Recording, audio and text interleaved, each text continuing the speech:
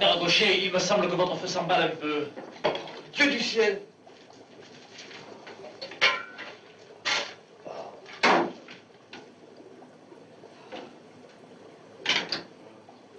C'est l'orgueil qui me trouble l'esprit. Révérend père Gaucher. Vous avez mérité 100 fois, mon révérend père. De toute façon, ça me trouble. Le révérend père Gaucher ne dormira pas beaucoup cette nuit. Sans compter qu'il va falloir changer les étiquettes. L'élixir du révérend père Gaucher, ça va donner encore plus de confiance aux gens. Un père, c'est tellement plus qu'un frère. Et ma tante Bégon qui voit ça de là-haut, ou peut-être d'ailleurs, qui sait ce qu'elle en pense.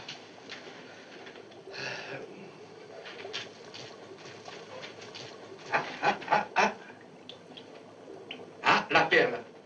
Je crois que cette fois, ça y est, mes chers frères, la liqueur est prête. C'est le moment de faire le secret. Retirez-vous, je vous prie. Le révérend père Gaucher va faire sa première cuvée. Allez, accomplis, je vous rejoindrai tout à l'heure.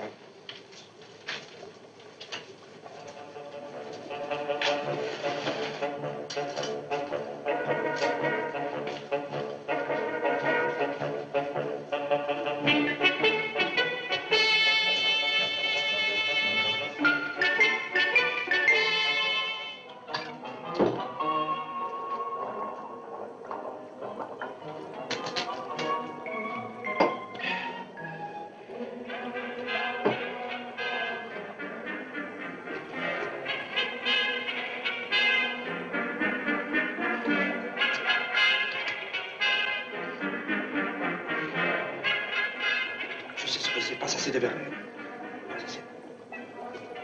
Pas assez de verveine.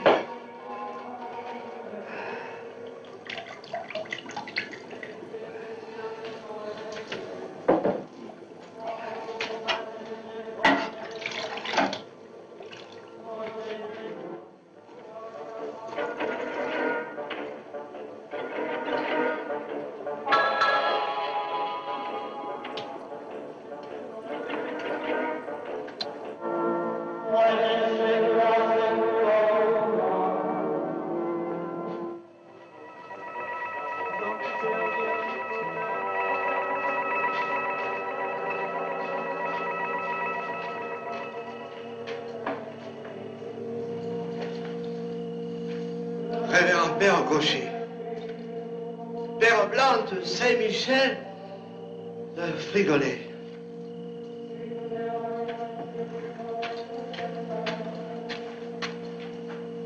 La cuvée est parfaite. Bonjour, monsieur Hubelin. Bonjour. Salut. On parle des melons. Mais melons, quels melons? Ceux que je vous ai volés.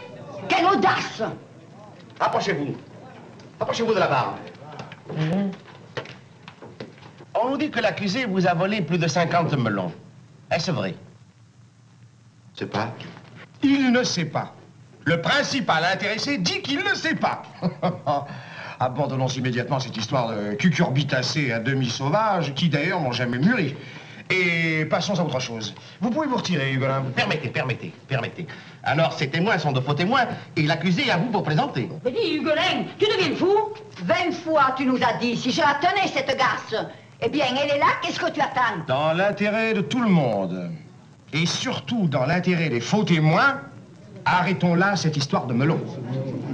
Le tribunal n'est pas de cet avis. Hugolin, regardez-moi bien. Vous a-t-elle volé des melons? Peut-être elle en a pris, mais volé, je crois pas. Mais qu'est-ce que ça veut dire? Ça veut dire qu'il ne porte pas plainte. Par conséquent, que l'affaire est terminée. Alors, passons à autre chose. À qui le tour? Permettez. Vous a-t-elle volé, oui ou non? Pensez bien que planter des melons si loin dans la colline, c'est pas du travail sérieux. C'est évident. Qu'est-ce que tu veux dire par là? Je veux dire que c'est pas des melons de paysans, on fait pas ça pour gagner de l'argent, c'est trop de travail et de temps perdu. Alors pourquoi le fait-on? Peut-être pour me tendre un piège. Je comprends pas. Vous les avez plantés pour me faire envie. Pour que je les vole. Je les ai plantés pour que tu les prennes. n'est-ce pas?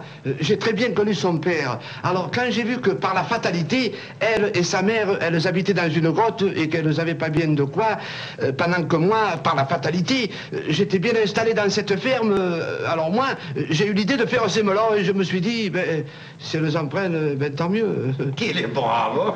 Il lui avait donc donné l'autorisation de cueillir ses melons. C'est pas vrai. Il ne m'a jamais parlé depuis 2 ans. Je lui avais donné l'autorisation dans mon esprit. Dis, espèce d'imbécile, mais tu te rends compte pour qui tu nous fais passer? Toi, si tu fermes pas ta gueule, tu vas te recevoir un coup de pied au cul qui te casse la mâchoire. Et toi, occupe-toi de tes affaires. C'est ces deux-là qui ont fait toute cette histoire. Quand elles ont vu que j'allais pas cueillir les melons, alors elles ont voulu se les prendre pour elles. C'est pas la petite qui a pris mes melons, c'est vous qui lui avez volé les siens. Voilà une déclaration de la plus extrême importance. Donc, vous ne portez pas plainte? Jamais de la vie, au contraire. L'année prochaine, je ferai des pastèques dans le ballon de la Pondrane. Tu sauras qu'elles sont pour toi. Il y en a qui diraient merci. Mais il y en a qui te disent merde. Le tribunal voudrait bien connaître la raison de cette générosité. Je vous l'ai dit, monsieur le brigadier, c'est de pure amitié, de bon voisinage, de rendre service. Ah, et puis moi, je suis pas un bon expliqueur, alors maintenant, j'aimerais mieux m'en aller. J'étais en train d'arroser mes œillets avec la chaleur qui fait, ils en ont besoin. Le travail de la terre est sacré. Retirez-vous. Retirez-vous, Saint-Hugolin.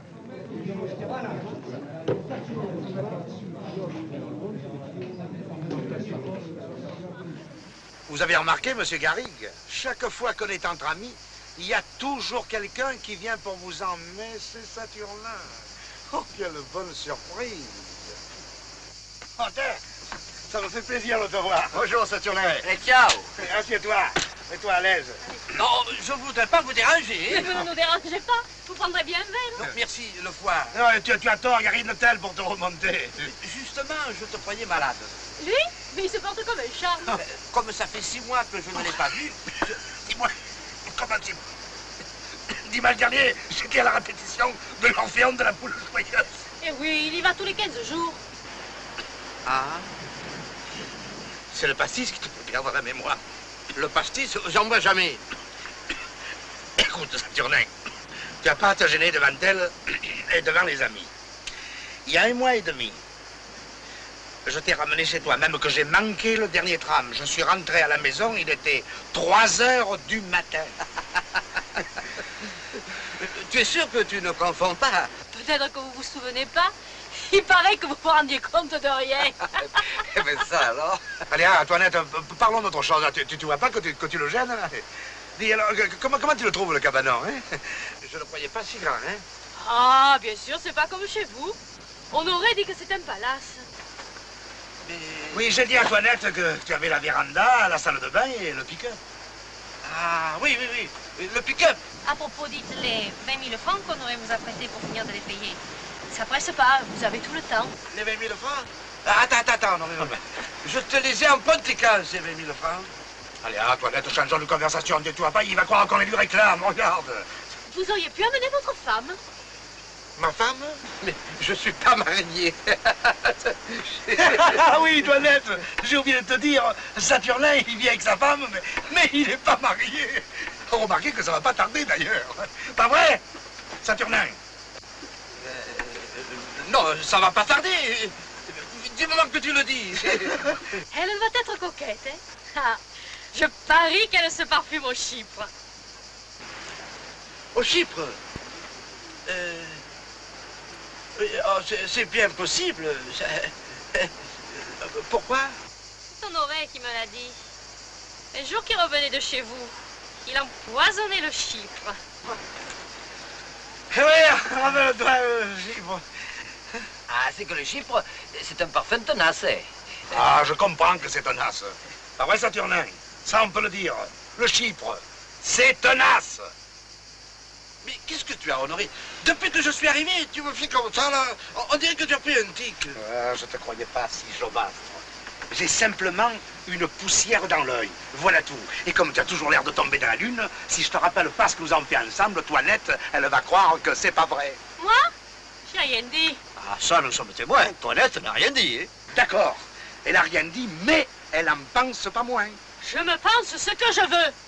N'est-ce pas, monsieur Saturnin? Oh, moi, vous savez... Viens, je te raccompagne, hein? Voilà, oui, ça m'aidera à comprendre. C'est ça. Ça vous rafraîchira les idées? On aurait compris, lui. Quoi? Qu'est-ce qu'il y a? Qu'est-ce que j'ai compris? Qu'est-ce que ça veut dire, ça? Ça veut dire que ta boule joyeuse, elle a bon dos. Quand tu sentiras le chiffre et que tu rentreras à 3 heures du matin, je saurai au moins d'où tu viens.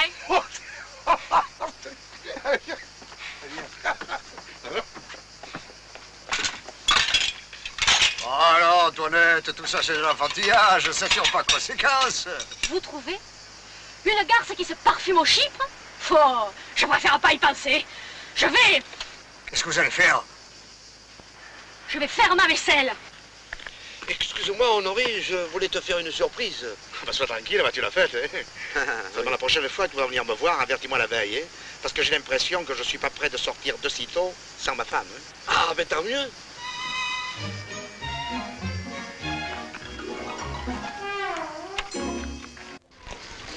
Eh, bonjour, monsieur le Bedon, que vous êtes joli, que vous me semblez bon. Bonjour, bonjour.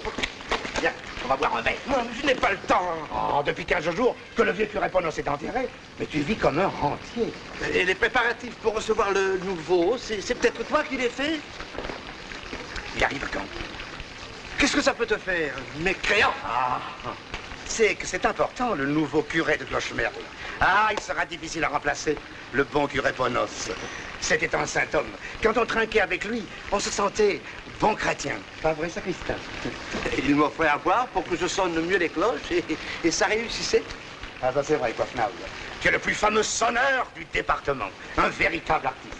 Tu n'es pas simplement un virtuose de la cloche, si on en croit certaines vieilles filles. Je t'en prie, Ah oui.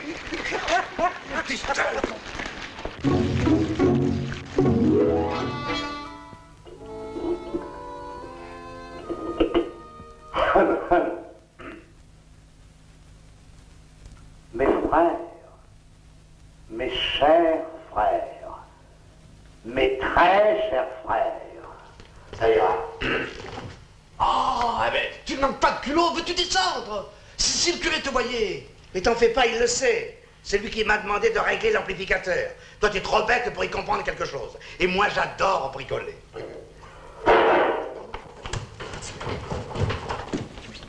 Il y a des électriciens pour ça. Mais oui, mais qui viennent 8 jours après quand on a besoin d'eux immédiatement. Tiens-moi ça. Pourquoi? Ça te gêne que je rende service à mon ami le curé? Non. Non, mais je croyais que tu ne rendais service qu'aux dames. Eh ben, un curé, ça porte aussi une robe. Hein? Oh là là. Écoute, je sais pas ce que tu veux dire, hein, mais dépêche-toi, nous allons avoir un baptême. Mon Dieu. À cause de moi, un innocent est accusé à tort. C'est affreux ce qu'on m'avait fait faire. Comment est-ce que je t'ai fait faire? Vous ne m'avez pas fait comprendre que pour vous avoir, il me faudrait beaucoup d'argent? Ah, parce que t'appelles ça beaucoup d'argent? 313 francs? Non mais, t'es idiot, tu pensais m'avoir au rabais? C'est tout ce que j'ai trouvé dans les troncs de l'église. Mais je t'ai jamais demandé de voler, espèce d'abruti. 313 balles, sans compter les boutons de culotte. Là, mon vieux, ta religion bat sérieusement de l'aile, hein? Ah, ne dites pas ça, Madame Zozotte. C'est la bonne religion. Elle convertit les nègres et les petits Chinois. Et les cutéreux comme toi. Allez, reprends ton fric, tu feras brûler des cierges pour le salut de ton âme, mon petit gars. Alors je me serais damné pour ne pas recueillir le fruit de mon péché? Oui, bah ça prouve que t'es plus clash que t'es cloche. Qui est là? C'est moi, Distin. Distin? Oh, je peux m'en aller. Mais il va pas te bouffer. On t'a relâché? Ouvre, il faut que je te parle. Salut, Zozotte. Salut. Tiens, Coiffnave, je tombe en pays de connaissance. Tu es venu lui apporter la bonne parole. Ah oui, il est venu apporter la... Alors comme ça, on t'a libéré? Provisoirement, le temps de prouver mon innocence. Ben, un coup de rouge? Non, plutôt un coup de main. Je cherche la fripouille qui a fracturé les troncs de l'église et qui me laisse accusé à sa place. Et pourtant, je ne suis pas coupable. Enfin, tu me connais, Coiffnave. Dis-moi, toi, qui fréquente beaucoup de gens, tu n'as pas une idée qui pourrait me mettre sur la piste? Parce qu'il y avait tellement d'argent que ça dans les troncs? Vous en faites une pareille histoire? On parle d'une dizaine de mille francs. Eh, Coiffnave? Oui. Mais qu'est-ce qui t'arrive? Mais tu deviens folle alors. 313 francs. 313 francs de quoi? Les troncs. Les troncs. Les troncs? Et qu'est-ce que tu veux dire? D'être en prison pour 313 francs. C'est tout ce qu'il y avait dans les troncs. Ah, dis, c'est pas marrant. Marrant. Attends, Coiffnab, elle trouve ça, même. Où est Coiffnab? Coiffnab! Il s'est barré. Pourquoi? Ben c'est lui. Et lui quoi? Ton voleur. Coiffnab! Il voulait s'offrir une tranche de zazette dans les 300 balles. Même pas le prix du kilo d'haricots verts. Oh la pourrie que le saligo! Je l'attrape, je l'étrangle, moi! Oh non, Tistin, laisse-le, c'est un pauvre type. Et toi, une garce! Tiens!